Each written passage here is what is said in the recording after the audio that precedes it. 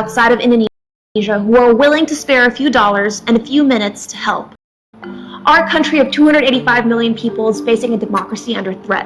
Innocent civilians are dying, information is being censored by the government, and we urgently need your help. Protests have been exploding across the nation since the 25th of August because we are outraged by the social, political, and economic conditions of this country. Children go hungry, communities suffer, and businesses fight to survive. Yet our politicians divert public funds to fuel their indulgence in Rolexes, Ferraris, and a life of excess. The minimum wage here in the capital city of Jakarta is approximately only $337 per month. Other regions outside of the capital can go as low as only $140 a month. The cost of renting even a premium boarding house in the South Jakarta area on average is less than $400 a month. And yet, do you want to know how much these lawmakers decided that they needed to pocket home every month in housing allowances on top of their base salaries? Roughly $3,000 a month. And that's only for their housing. Each member of the House of Representatives takes home around $6,500 a month. With 575 members, that adds up to $3.74 million every month, or $44.85 million a year, just for Parliament. Meanwhile, the average Indonesian worker earns only $150 to $350 a month on minimum wage.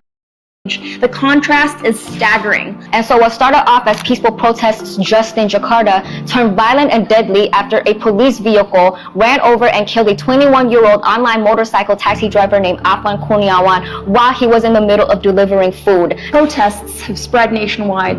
Police violence has escalated and chaos has erupted.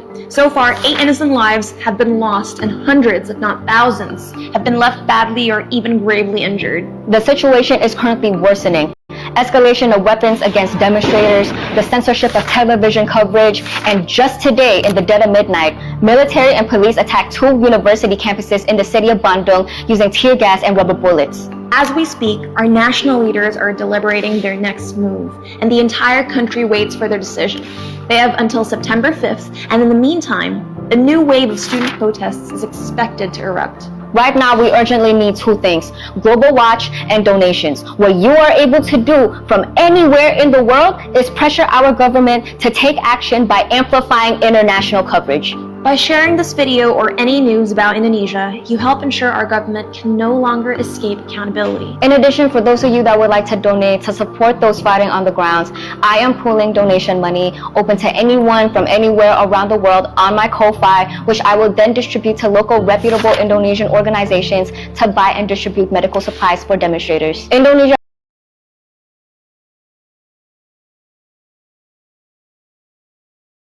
together. Alright, buckle up. Ini para pemimpin negara pada halu atau gimana ya? Sorry. Coba aku perjelas. How did we get to a place where people in power can dance on stage while the nation is struggling to breathe? Karena di luar gedung megah itu, kenyataannya begini. 47% atau 25 juta dari 53 juta buruh karyawan pegawai dibayar di bawah UMP. Itu data resmi BPS dirangkum kata data. Dan UMP itu berapa sih? Ya tergantung provinsi. Kisarannya 2-5 juta per bulan. Rata-rata nasional sekitar 3,1 juta. Kalian beli matcha latte setiap hari dalam sebulan, udah setengah dari UMP nasional rata-rata. Itu gaji untuk 1 bulan hidup, yang seringkali bukan hanya untuk 1 orang ya, tapi untuk 1 keluarga. Bayar kontrakan, listrik, beras, sekolah, dan ongkos kerja. Satu sakit, semua goyang. Sekarang bandingin dengan mereka yang memegang palu kebijakan. Pernyataan publik yang udah beredar bertahun-tahun, gaji pokok anggota DPR itu sekitar 16 juta, plus tunjangan plus minus 59 juta. Itu yang diakuin depan kamera. Dan kita semua tahu ada arus di luar slip yang gak tercatat rapi. Akhir-akhir ini ada kalkulator ajaib. 3 juta kali 26 hari sama dengan 78 juta per bulan. Sebuah blunder yang bikin rakyat makin panas. Karena bukan hanya salah itu, tapi salah rasa. Sadar gak sih, guru sekolah dikasih 3 juta per bulan aja udah bersyukur banget. Kalian ngerasa 3 juta per hari itu berat? Halo, tahukah Anda? Apakah terbayang di pikiran Anda rasanya tinggal di tempat 11 kali 7 meter bersama 7 anggota keluarga? Tanpa AC, teknologi canggih, dan segala kenyamanan yang saya yakin Anda semua punya. Let that sink in. Di sisi lain, guru-guru honorer, orang-orang yang kita titipi masa depan anak kita, ada yang menerima 100-350 ribu per bulan, tergantung provinsi. Ada berita tentang guru yang udah mengabdi 33 tahun jadi guru honorer hanya untuk dapat gaji 350 ribu rupiah per 3 bulan. Ini bukan drama. Ini realita yang viral karena terlalu menyakitkan untuk didiamkan. I like to work fast, and switching between all my work apps was slowing me down. With ClickUp, all my work is in one place. I mean, can we just be honest for once? Kalau politisi kita naik gaji dan tunjangan, tapi guru dibiarkan mengajar sambil berdoa untuk bertahan hidup. Apa yang kita harapkan dari pendidikan Indonesia? Hasilnya udah kelihatan. PISA 2022. Indonesia, matematika 366, membaca 359, sains 383, jauh di bawah rata-rata OECD. Masing-masing kategori turun 10-40 poin dari tahun 2009. Ini alarm keras. Kompetensi dasar anak bangsa kita tertinggal dan ini bukan salah mereka. Melainkan salah pihak-pihak yang berkuasa yang terlalu sibuk mikirin dirinya sendiri daripada mikirin gimana bangun sistem sehingga guru-guru kita tuh bisa dapat support yang dibutuhkan untuk nggak hanya bisa ngajar dengan efektif tapi juga hidup lebih sejahtera. Dan tetap aja di layar kaca dan media sosial kita ngelihat gestur pamer status, tertawa, berjoget, membela tunjangan, seolah-olah penderitaan rakyat itu sekedar noise. Kita ngaku menjunjung tinggi Pancasila dan gotong royong, tapi kok bisa sedesensitized ini pada kemiskinan dan kepedihan? Sejak kapan jabatan jadi jalan pintas untuk flexing, bukan pelayanan? Here's a question for you. Kenapa status lebih penting daripada nurani? Kalau politik itu pelayanan, kenapa yang dipamerkan justru gaya hidup?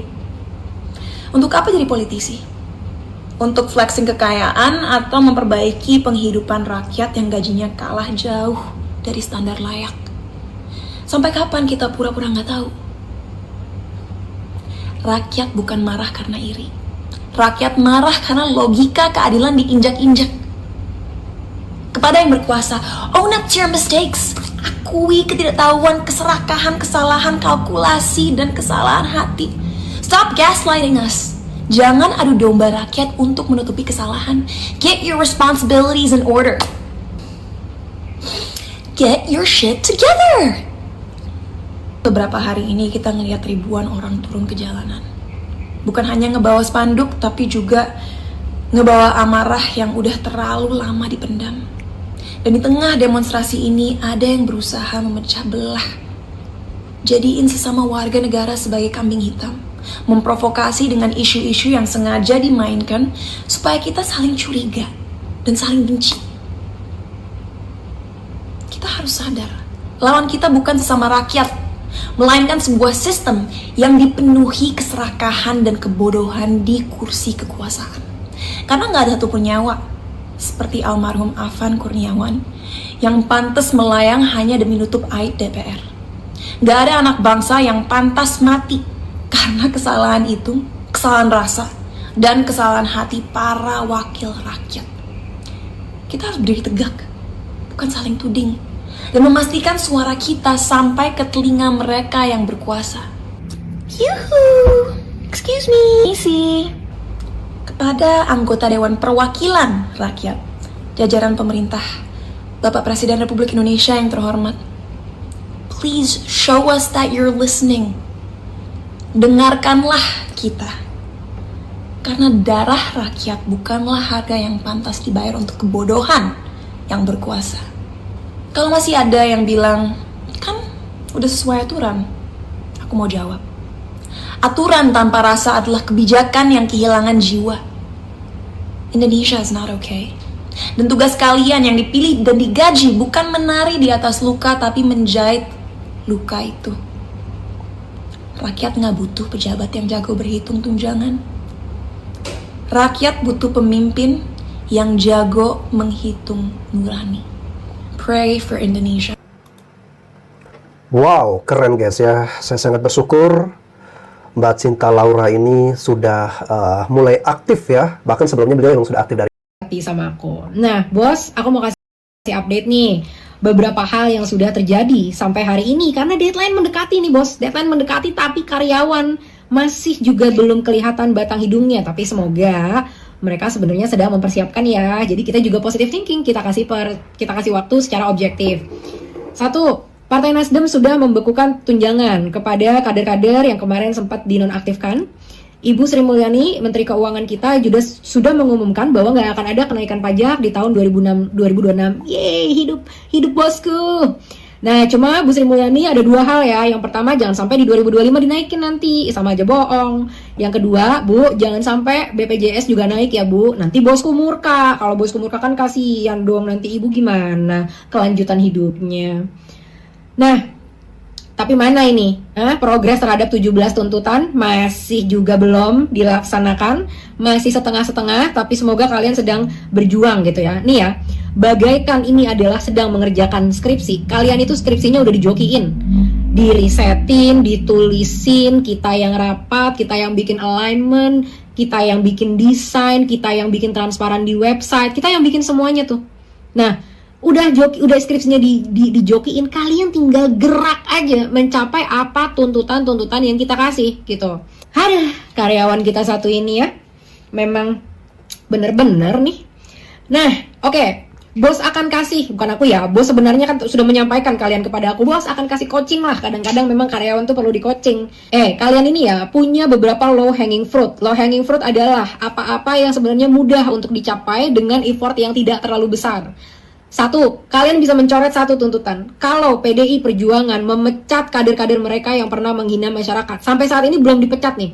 Padahal partai-partai lain dengan legowo mereka udah mecat kader-kadernya. Ini nggak bisa tercontreng sampai PDIP mecat kader-kader mereka. Dan kalau sampai enggak, teman-teman dari partai lain, Nasdem, Golkar, Partai Amanat Nasional, kalian mau nih ada kolega kalian yang gabut begini, makan gaji buta? Ini literally makan gaji buta sekarang, udah digaji, dimakan, tapi nggak dikerjain. Mereka ini nih yang lagi menghambat progres dari tuntutan rakyat. PDIP, kalian tuh sedang mempertaruhkan elektabilitas kalian di tahun 2029. Kita nggak akan pernah berhenti mengkampanyekan ini. Nanti kalian bikin dangdutan, bikin hadiah-hadiah untuk masyarakatnya, diambil aja, dijogetin aja, tapi nggak perlu dipilih. Karena kayak begini nih kelambatan cara bekerjanya, nggak punya solidaritas, tidak mendengarkan aspirasi dari masyarakat yang lain. Aku juga udah lihat ya, ternyata katanya Pak Presiden Prabowo udah ngasih instruksi kepada Ketua DPR untuk segera mensahkan RUU perampasan aset. Oke lah, ini sebenarnya adalah kemauan kita jangka panjang. Tapi udahlah, karena kita udah muak banget, udah lakuin aja itu. Itu bisa jadi salah satu lah yang kalian contreng setidaknya. Tuh, 2 low hanging fruit ya. RUU perampasan aset sudah bertahun-tahun Bapak Mahfud dan juga rekan-rekan di KPK memperjuangkan ini. Jadi udah ada draftnya, udah diobrolin malang melintang, malah lagi disuruh untuk minta lobbynya sama ketua partai ya kan. Ida itu tinggal disahkan aja. Tuh udah 2 tuh low hanging fruit, pecat dari PDIP. Yang kedua adalah sahkan perampasan aset. Loh, kalau dipikir-pikir kok ini biangnya PDIP lagi nih ya yang menghambat nih ya. Apa bener nih mereka sebenarnya mewakili aspirasi rakyat? Jadi kuciwa hati bos di sini.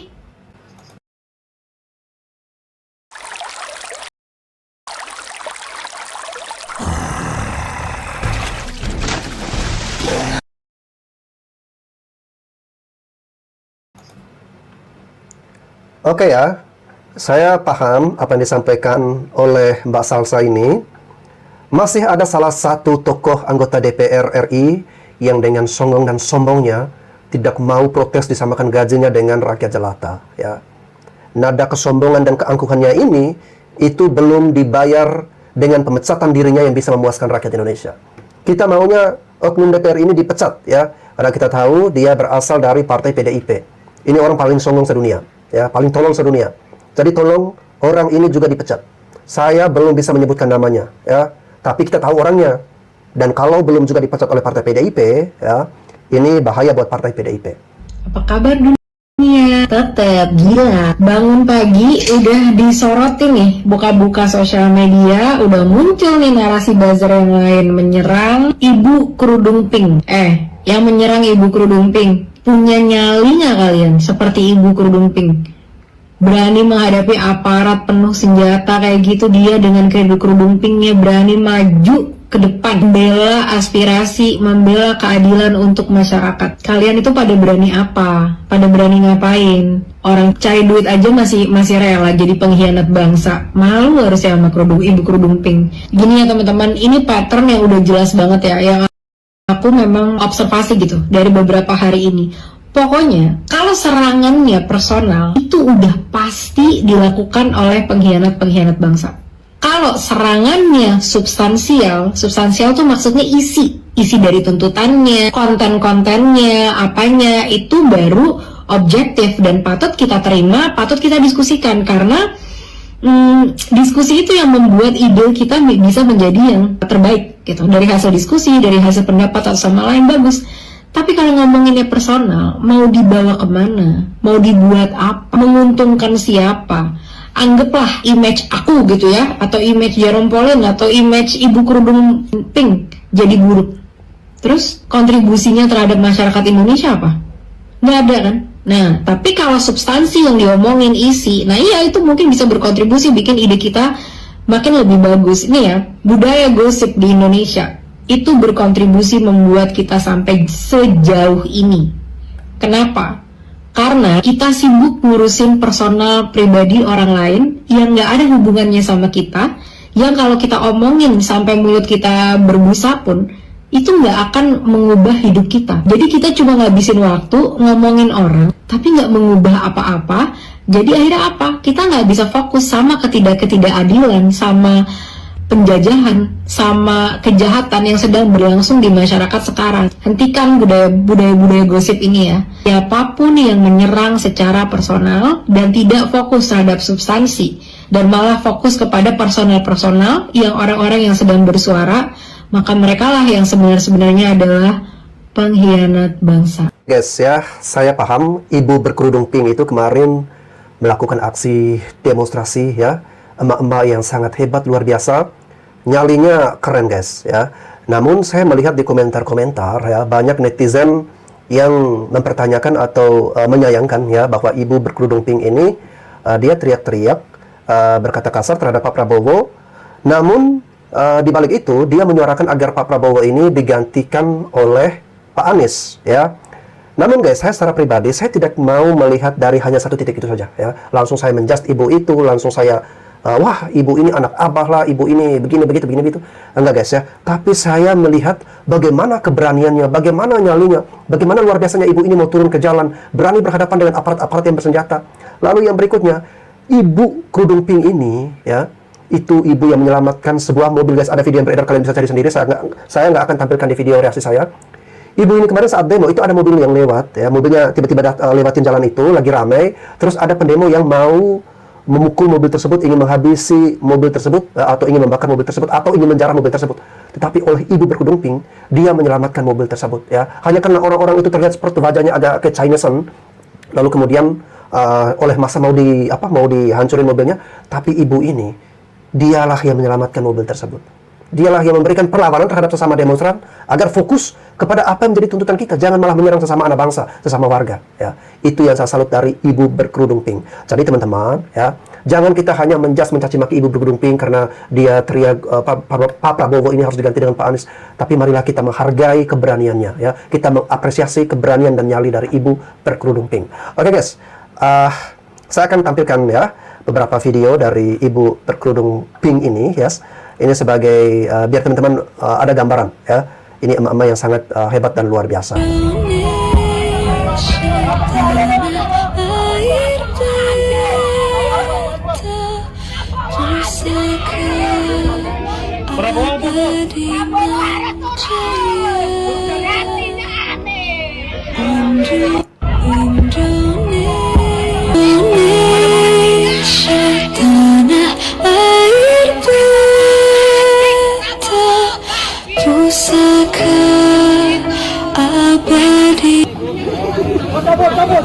Di dalam coba. Mau ngapain di dalam, lo temennya di luar semua. Di luar ini kelaparan ini. Apa gajinya kurang ini? Nanti di dalam sekarang sini. Nyari apa lo? Anjing ya lo. Makan makanan lo, tau nggak? Makan dulu aja.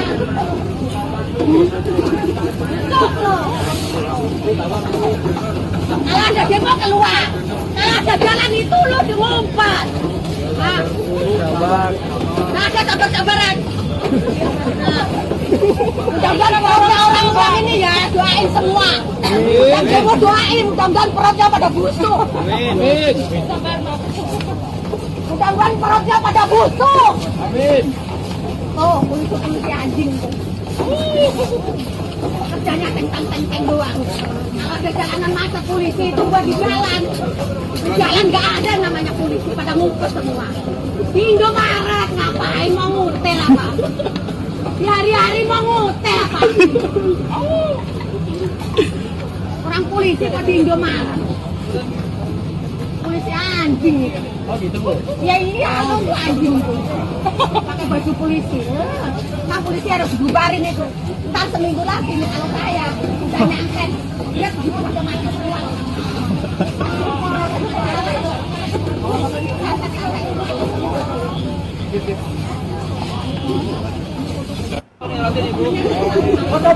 Cabut.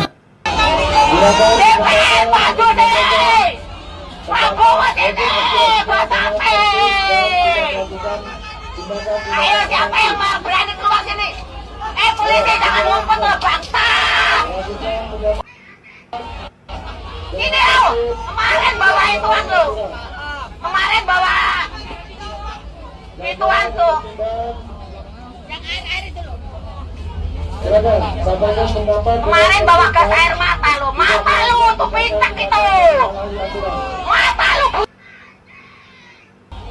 Lo belain. Orang dituin lo. Anak orang digasin lo. Oh, awas lo. Oh ya, mudah-mudahan lo. Perutnya pada busuk. Oh, yang di dalam itu anjing. Liatin lo, ntar perutnya busuk semua. Kalau buat gue ya, kalau gue berhadapan dengan beliau-beliau itu, terus tanya, mau lu apa? Agak kepenuhan tuh yang mesti gue ucapkan kalau gue nyebut 17+8. Kalau mereka ada di depan gue, terus gue ditanya, terus lu maunya gue apa? Gue cuma mau satu aja. Mulai hari ini, semua ucapan, semua tindakan, semua keputusan, jangan merugikan rakyat. Dan sekilas terdengar mengaung-ngaung banget. Enggak, tolol. Sangat membumi. Sangat membumi. Semua ucapan, tindakan, kebijakan, jangan merugikan rakyat. Lu mau efisiensi, boleh. Patokannya, jangan merugikan rakyat. Yang berarti, yaitu pegawai honorer dan kontrak kan bukan itu yang lu pecat. Menteri lu jangan dikasih mobil, emang gak punya? Semua menteri, semua anggota DPR punya mobil, punya rumah. Nggak dikasih mobil, nggak dikasih rumah, nggak dikasih tunjangan rumah, juga masih bisa hidup. Lah ini orang-orang yang lu pecat ini mau nyari duit dari mana? Lu tanya negara-negara lain, emang ada menteri-menterinya dikasih mobil dinas, rumah dinas? Mereka ditanya, kenapa? Lah kan gue punya rumah. Itu. Kalau mau bikin penghematan, ya di situ. Yang bisa efisiensi, yang punya kemampuan untuk berefisiensi, yang kaya. Bukan yang miskin disuruh efisiensi, bukan yang miskin yang menjadi korban. Kalau misalkan daerah lu nggak dapat duit dari anggaran pemerintah pusat, ya lu kreatif, ya lu berpikir, kan lu kepala daerah. Kenapa jadi rakyat lu naikin PBB-nya 250%? Kalau misalkan rakyat nggak ngerti sehingga menuntut DPR bubar, jangan lu tolol-tololin. Setiap ucapan, tindakan, dan kebijakan jangan yang ngerugiin rakyat. Yang bisa berkorban, ya lu. Orang yang bisa menyisihkan adalah orang yang punya kelebihan.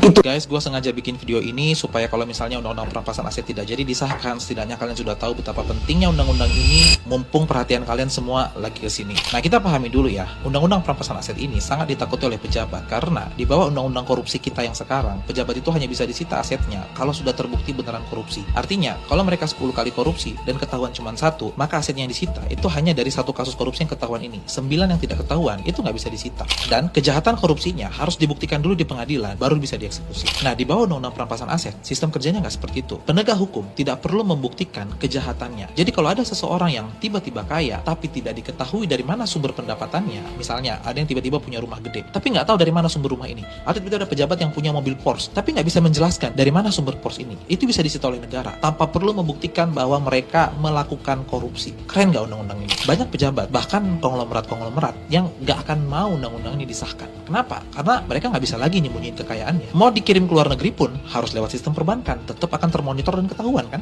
Jadi jujur sebenarnya gue pesimis undang-undang ini akan pernah bisa disahkan di Indonesia, kecuali memang benar-benar didesak oleh rakyat. Tambahin satu tuntutan lagi dari 17 plus 8 tuntutan yang saat ini udah beredar. Tuntutan ini sesuai kapasitas gue sebagai seorang praktisi komunikasi, sebagai seorang travel content creator juga. Mungkin terdengarnya simple, mungkin terdengarnya receh, tapi kalau ini benar-benar bisa dilakuin sama para wakil rakyat, ini bisa membuat mereka menjadi wakil rakyat yang lebih berempati. Tuntutan gue adalah para anggota legislatif wajib menggunakan transportasi publik untuk ke gedung DPR MPR. Yang kedua, untuk kunjungan kerja naik pesawat wajib di kelas ekonomi.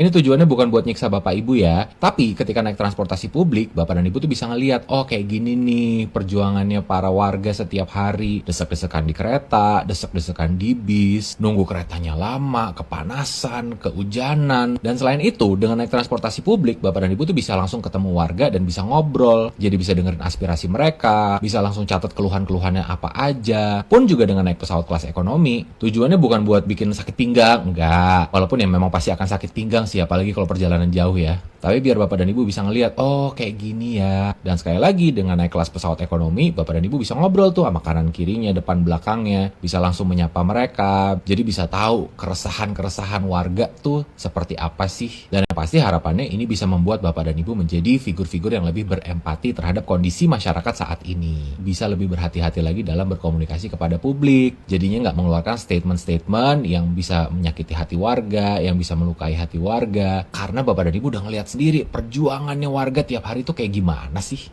Azab pemerintah nih dongo ya. Ini udah bukan tahun 98. Rakyat Indonesia nggak akan kemakan dengan buzzeran lu yang jarah toko etnis Tionghoa, jarah toko Cina. Udah nggak kemakan. 2025 orang-orang tuh udah pada pinter. Nggak akan ada lagi yang kemakanan bullshit lu yang begitu, jarah-jarahan toko Cina. Orang-orang udah pada tahu Cina juga menderita, Cina juga sengsara. Orang pada tahu yang 9 naga yang lu kata bisa mengontrol pemerintah Indonesia, mereka nggak di sini. Mereka udah cabut sejak ada isu demo, pasti mereka udah cabut, nggak ada mereka di sini. Tapi kalau lu pada masih dongo, goblok, dan nggak mau membuka mata lu, gue kasih tahu sama lu pada ya, Cina yang lu jarah toko-tokonya, Cina yang punya toko itu adalah Cina yang juga menderita. Mereka juga bayar pajak, mereka juga kena ketidakadilannya pemerintah, mereka juga kena dampaknya. Kalau lu tanya, tapi kenapa Cina nggak ada yang ikut demo? Karena apa? Kalau bukan karena trauma, monyong. Lu kata gue nggak mau ikut demo nih, lu kata gue nggak mau ikut demo. Mulai ada isu demo aja, bapak gue tuh udah nelponin gue khawatir. Dek, di Jakarta aman nggak? Kalau nggak aman pulang aja ya, papi pesanin tiket ya, pulang aja ya. Bapak gue udah khawatir. Lu tahu zaman 98, bapak gue beserta saudara-saudaranya, mereka tinggal di Jakarta Barat karena kuliahnya di Untar kan. Zaman dulu itu tuh kena chaos banget dan mereka harus ngungsi pergi ke Cikarang. Mereka ngungsi di Lipo Cikarang. Tinggal di apartemen, lampunya nggak bisa hidup, mereka matiin listrik saking takutnya. Dan mereka ngumpet kayak gitu bukan cuma 1-2 hari, tapi selama 1 minggu tanpa listrik, udah kayak dijajah sama penjajah, tau nggak? Kalau nggak ada kejadian 98, gue yakin gue akan ikut demo dan barisan paling depan, monyet. Di Taiwan, pajak dipinjam sama negara. Kita juga pendatang juga pajak kita dipinjam, tapi 1 tahun kemudian dibalikin. Nah, negaranya lagi surplus nih. Jadi anggota DPR-nya rame-rame memutuskan untuk membagi-bagikan pendapatan kelebihannya itu kepada seluruh masyarakat sebesar 5 juta rupiah. Dan ini akan berangsur-angsur diberikan kepada masyarakat sampai tanggal 31 Oktober nanti. Ini bukan Konoha, jangan mimpi. Ini Taiwan, bos. Selebel. Kalau di Konoha, boro-boro balikin pajaknya. Yang ada pajaknya makin dinaikin, diperas masyarakat. Masyarakat Betul. makin banyak yang miskin. Pembangunan tidak merata. Habis itu pejabatnya korupsi rame-rame. Merdeka. Halo Prabowo, apa matamu nggak lihat itu? Rakyat sudah bergejolak. Kau dipilih oleh rakyat. Jadi kau selaku presiden harus dukung rakyat. Keluarkan dekret, bubarkan DPR, sahkan undang-undang perampasan aset. Itu baru benar. Jangan jadi pengecut kau Prabowo. Masa lebih pemberani lagi almarhum Gus Dur ketimbang kau? Kesalahan rakyat Indonesia dulu tidak mendukung Gus Dur. Kalau sekarang rakyat yang mendesak. Kuncinya ada di tangan kau, Prabowo. Jangan jadi pengecut. Jangan cuman omon-omon aja. Setan. Republik yang besar ini, ya, ratusan juta orang ini, orang-orang hebat yang begini banyak, hanya Sri Mulyani yang ngerti keuangan. Kenapa sih? Dari semenjak zaman SBY, Pak Jokowi sampai Prabowo dia jadi Menteri Keuangan, prestasinya tuh hutang kita makin menggunung. Kan cuma ngatur naikin pajak. Kenapa kok kita kayak kalau dia mundur tuh kayak Indonesia tuh bakal gelap, bakal hancur, bakal... Lu justru dia menjabat, Indonesia hancur, Indonesia gelap, Indonesia penuh hutang sampai anak cucu. Ya mundur aja Sri Mulyani, ya. Rakyat udah nggak suka. Kenapa sih pejabat Indonesia ini kalau rakyat nggak suka kok dia ngotot masih bertahan ya? Sri Mulyani ada beberapa menteri yang nggak disukai sama rakyat itu. Anda mundur aja, mundur. Anda nggak disukai rakyat, nggak malu apa? Anda megang jabatan, tapi kalau rakyat nggak suka, Anda harus malu. Itu. Berikutnya itu kita mengomentari tentang pemerintah. Jadi Pak Prabowo kemarin pada saat ada demo di seberang sana di DPR, Pak Prabowo juga di istana membagi-bagi 34 bintang Mahaputra dan sejenisnya itu gitu. Ini juga tidak wise menurut saya. Satu ya, bintang Mahaputra dan sejenisnya itu sejak dikeluarkan tahun 1959 itu jumlahnya sampai Pak Jokowi itu ada 278. Jadi 1 tahun itu dikeluarkan itu cuma 3,2 buah saja. Kemarin Pak Prabowo sudah mengeluarkan 34 dalam kurun waktu 8 bulan gitu. Jadi diobral sedemikian murah. Itu kalau kita baca ya, nilai dari 1 bintang kehormatan itu, orang itu harus betul-betul luar biasa mengkontribusi terhadap negara ini. Contohnya seperti Jenderal Sudirman, Hosokro Aminoto, Natsir, dan sebagainya, pahlawan-pahlawan lain. Nah ini sekarang dibagikan sama AHY. Bahlil, ini anak kemarin yang baru jabat jadi menteri beberapa bulan, udah gitu apa Pak Hasimnya Pak Prabowo cuma ngurusin binatang langka, masa dapat bintang Mahaputra atau sejenisnya itu. Terus Haji Isam ini juga nongol baru sebagai pengusaha Kalimantan, ya memang gebrakannya luar biasa. Tapi siapa yang nggak tahu latar belakang dia kan gitu, ada tambang dan sebagainya, isu macam-macam lah waktu itu kan. Tapi itu urusan dia gitu. Jadi kalau kita bicara bintang Mahaputra, sebenarnya dari Jatim itu ada Ali Marcos, ada Mas Pion. Kenapa tidak Sampurna yang dari tahun 1913, Gudang Garam, James Riyadi dan bapaknya, ya, Putra Sampurna dan sebagainya itu. Itu yang sudah puluhan tahun menggerakkan ekonomi Indonesia. Karena mereka ini mengkontribusi besar terhadap pajak, terhadap tenaga kerja dan sebagainya. Jadi Pak Prabowo nggak bisa sembarangan seperti itu, gitu kan. Nanti Bapak diketawain orang. Sekarang ini Pak, saya sedih sebagai pendukung Bapak yang sudah setengah hati juga gitu kan. Ini Bapak dimaki-maki orang di medsos ini Pak. Sudah begitu kasarnya mereka mengatakan apa kepada Presiden Republik Indonesia. Ini kan menurunkan harga diri Bapak, menurunkan image sebagai kepala negara yang dimaki-maki oleh rakyatnya. Ini kalau dibiarkan, ini tidak baik. Ini dipicu oleh perilaku Bapak sendiri. Karena Bapak nanti gebrak-gebrak meja tapi actionnya nggak ada, ya kan. Memberantas korupsi, ngurusin koruptor gitu.